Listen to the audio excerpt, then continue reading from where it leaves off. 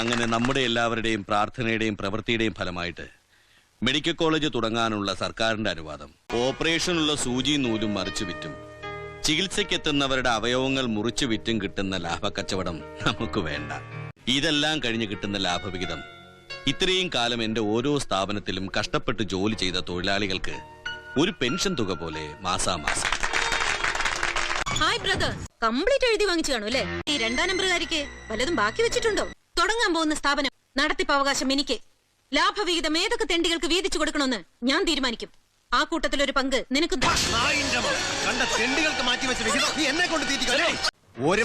ഞാൻ അതിനിടയ്ക്ക് തടസ്സം നിന്നാണ്ടല്ല. എനിക്ക് പറ്റിയ 2 അബദ്ധങ്ങള്, ഒന്ന് ആണിന്റെ രൂപത്തിലും മറ്റൊന്ന് പെണ്ണിന്റെ രൂപത്തിലും. ഈ അഭ്യാസം എന്റെ മക്കളാണെന്ന അഹങ്കാരം കൊണ്ടാണെങ്കിൽ അത് വേണ്ട. ഇന്നു മുതൽ എനിക്കിങ്ങനെ 2 മക്കളില്ല.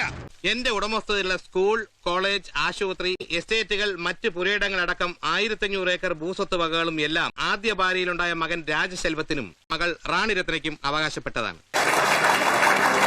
ആ വസ്തുത നിലനിൽക്കെ മേൽപ്പറഞ്ഞ സകല സ്വത്ത് സമ്പാദ്യങ്ങളുടെയും ഉടമസ്ഥാവകാശവും നടത്തിപ്പവകാശവും മറ്റൊരു വ്യക്തിയിൽ ഞാൻ അധികാരപ്പെടുത്തിയിരിക്കുന്നു.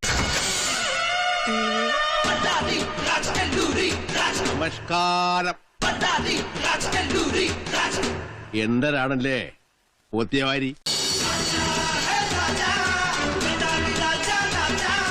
അയാൾക്ക് ഏത് വകയിലുണ്ടായ നായിന്റെ മോൻ എന്നെ ഭരിക്കാൻ പറഞ്ഞത്? നിർത്തടാ. എത്ര വാരിക്കോരി കൊടുത്തിട്ടും ആർത്തി തീരാത്ത 2 മക്കള് നീയേ എനിക്ക് മകനായിട്ടുള്ളൂ. എന്റെ അമ്മോ, ഒരു സൈസ് സാധനം. വന്നവന്റെ വലിപ്പം പറഞ്ഞ് സമയം കളയണ്ട. അവനെ ഇവിടെ നാട് കടത്തണം. അത് ലീഗലായാലും ഇല്ലീഗലായാലും. യവൻ എന്നോടുള്ള കലിപ്പുടങ്ങിയത് യവൻ 5 വയസ്സുള്ളപ്പോഴാണ്. ഇല്ലുള്ള സ്നേഹം പെറ്റമ്മേരടുത്ത് ചോദിച്ചു വാങ്ങിക്കാൻ പറ്റാതെ പോയതിനോട് ഞാൻ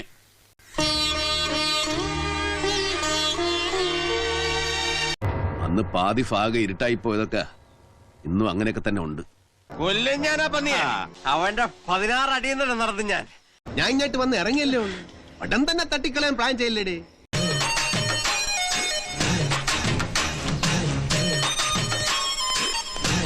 എന്തരായാലും അണ്ണന്റെ നകളി പിത്തരക്കായ സ്ഥിതിക്ക് കാര്യങ്ങൾ കലിപ്പില്ലാതെ പറയ. വയസ്സുകളൊക്കെ തോനായില്ലേ? ഇനിയെങ്കിലും ഈ തറ വേലകളൊക്കെ നിർത്തി അവനെ എന്റെ ജോലികൾ ചെയ്ത് ജീവിക്കാൻ നോക്കടേ.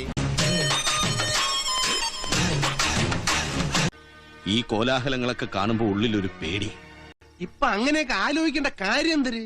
അപ്പ നിരൂപിച്ച് നടക്കാത്ത കാര്യമുണ്ടാ? ഇനിയിപ്പൊ അങ്ങനെ എന്തരേലും ഒരു ആവശ്യം വന്നെന്ന് വെയ്, ഞാനല്ലേ എവിടേക്കണത്? പണ്ട് കണ്ട് പരിചയം പോലും കാണിക്കണില്ല. തനി വെട്ടുപോത്ത് തന്നെ.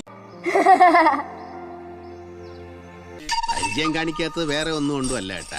പണ്ടത്തെ ഒന്നും ഓർക്കാൻ ഇഷ്ടമില്ലാഞ്ഞിട്ടാണ്. 2 പേർക്കും നഷ്ടങ്ങളല്ലേ ഉണ്ടായിട്ടുള്ളു. നടക്കില്ല. അതിന്റെ പേരിൽ ചത്തൊടുങ്ങേണ്ടി വന്നാലും നടത്തിക്കില്ല സെൽവം. ഒരുങ്ങിക്കോ, മാണിക്കായിട്ടുള്ള അംഗത്തിന് ഒരുങ്ങിക്കോ.